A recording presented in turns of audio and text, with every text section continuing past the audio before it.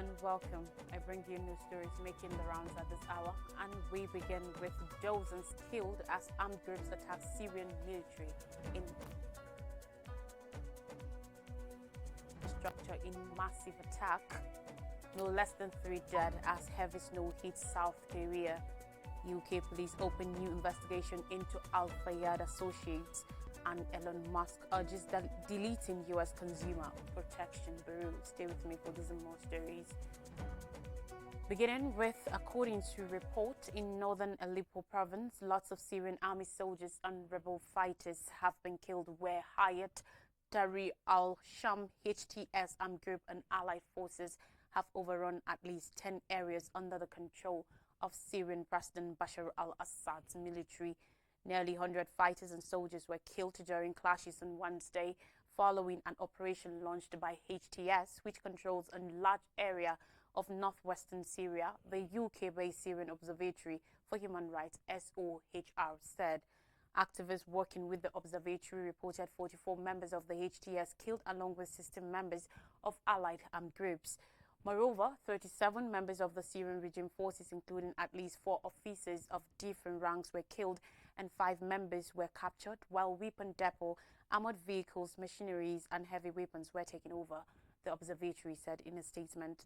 The monitoring group also says civilians, including children, have been killed and injured in the clashes, which saw Syrian army forces fire hundreds of shells and missiles on civil and military positions during the fighting.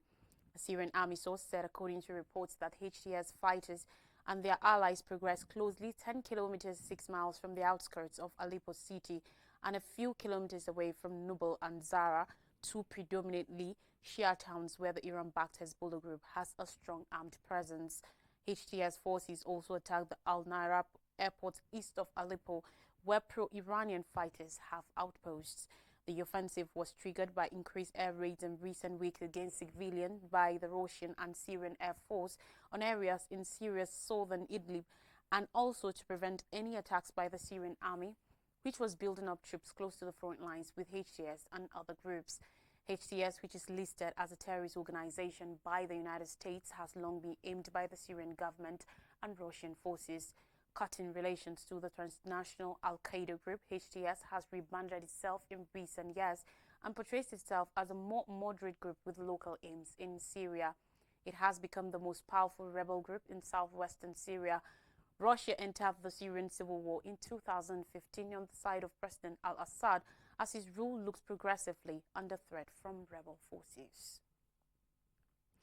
Still a war, but in Russia, Ukraine, according to the country's energy minister, Ukraine's power infrastructure has come under massive enemy attack after a nationwide air raid alert was issued due to incoming Russian missiles. On Thursday, in a statement, Energy Minister German Kuleshenko said that attacks on energy facilities are taking place across Ukraine, adding that the national power grid operator had urgently reduced emergency power cords. Explosions were heard in the Ukrainian cities of Odessa, Kropyvnytsky, Kharkiv, Rivne and Luhansk on Thursday morning, reports from Ukraine said. Air Defense forces work in the capital, stay in shelters, Kyiv Mayor Vitaly Klitschko said. The regional military administration reported that infrastructure of the Shotskar community in Ukraine's Sumy region also came under a Russian missile strike, with its impact being assessed. 3 missile strikes were reported on the Kyiv district of Kharkiv by the head of the regional military administration, Oleg Sinikubov. According to national power grid operator Ukrenergo, there are power outages in Kyiv, Odessa, Dnipro and Donetsk regions as temperatures across the country dropped to about 0 degrees Celsius, that's 32 degrees Fahrenheit. Responding to the attacks, Andriy Yermak, the head of Ukraine's presidential office, stated the Russians continue their terror tactics. They stockpiled missiles to strike Ukrainian infrastructure to wage war on civilians during the cold weather. During the winter, they were helped by their crazy allies, in particular the DPRK, he said, referring to North Korea by its official name, the Democratic People's Republic of Korea. They are even fighting with children. Ukraine has something to respond with, he added. On Thursday, the Ukrainian Navy said that the Russian Navy has deployed 4-caliber carrier ships to combat duty in the Black Sea with a total salvo of up to 22 missiles. Away from war, now to weather. In South Korea, heavy snowfall has interrupted flights and ferries and killed at least 3 people. The country battling with the second day of record snow on Thursday, with the authorities reporting that 3 people had died in Gyeonggi province, where the capital Seoul is located. Police reported on Wednesday evening that 11 people were wounded in 53 vehicles piled up on a highway in the central city of Wonju in Gangwon province in the east of the country. It wasn't clear whether the accident had caused any deaths. On Thursday, up to 40 centimeters, 15.7 inches of snow had piled up in parts of Seoul by 11 a.m. local time, the Interior Ministry said, adding that 156 flights were cancelled and 104 ferry services were interrupted. Passengers at Seoul's major airport, Incheon, faced delays of 2 hours on average on Thursday, with 14% of flights sold and 15% cancelled. Plane tracking website Flightradar24 showed. The second day of snow triggered the city government to deploy 11,000 personnel, 20,000 pieces of equipment for snow removal operations in the capital.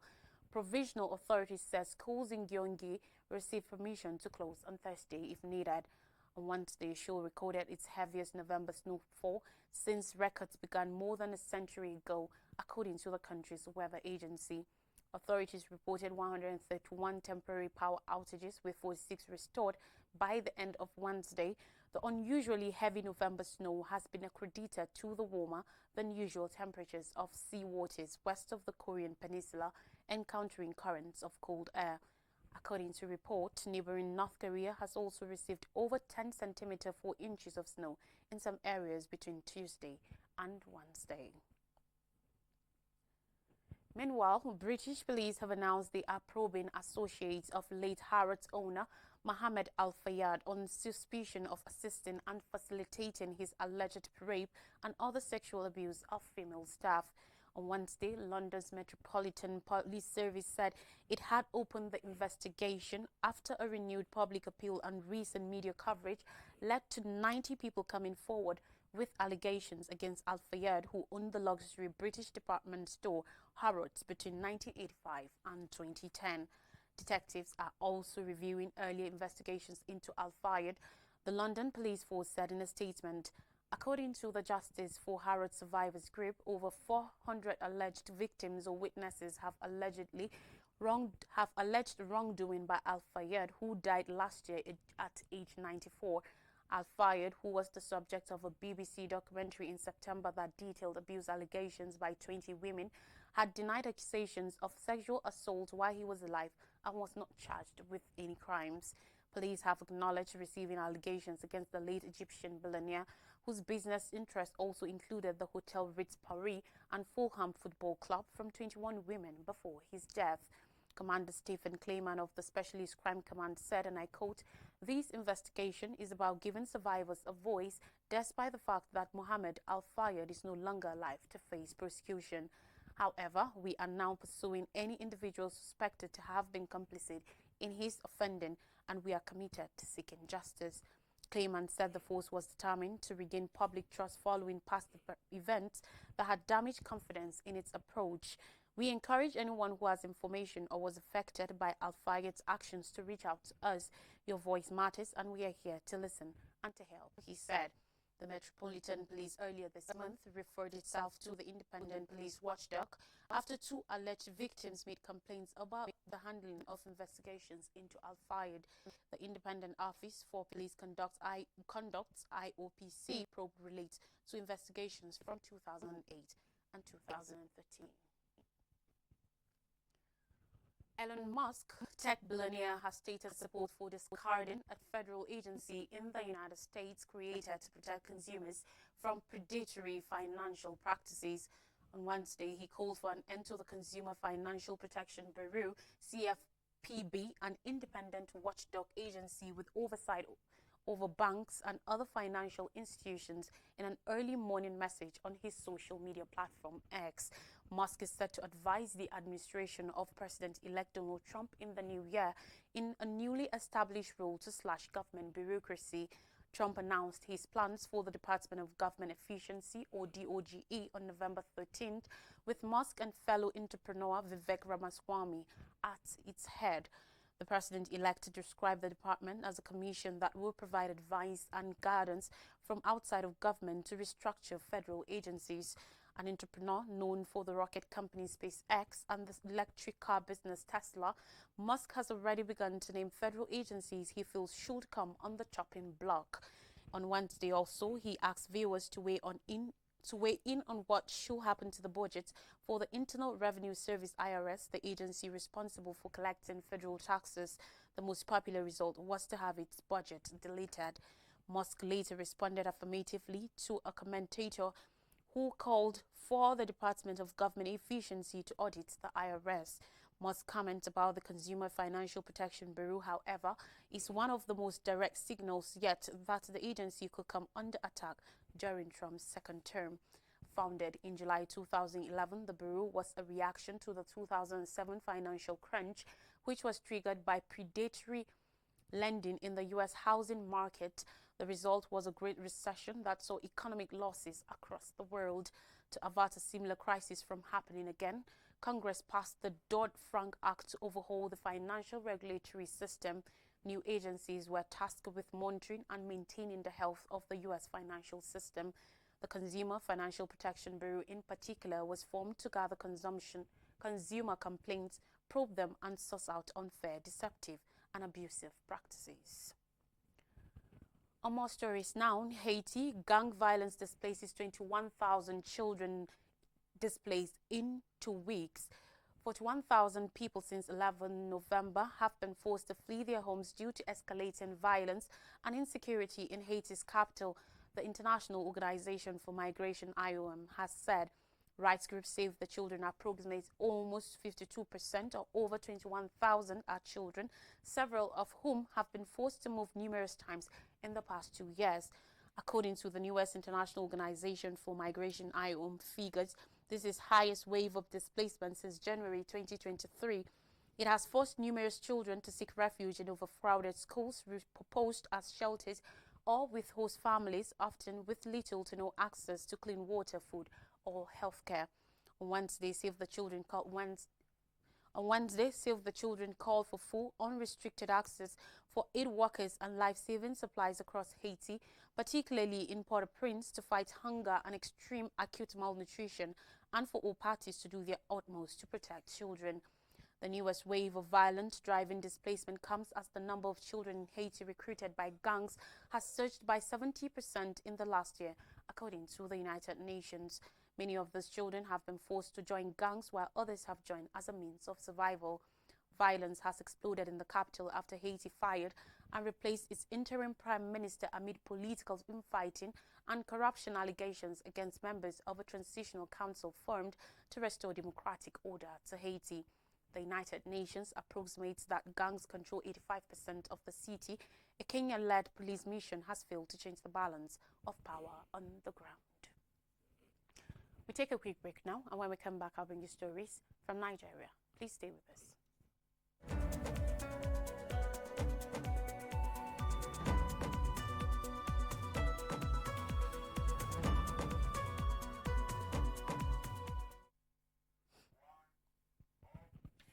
You're welcome back, and now stories from Nigeria. We begin with Senate on edge over proposed tax reform bills.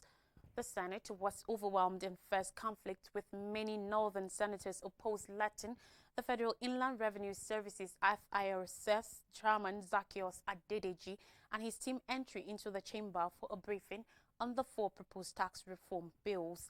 The session, presided over by Deputy Senate President Jibrin Barrow, became antagonistic as the tax reform bills were introduced for discussion despite needing to be included in the day's agenda.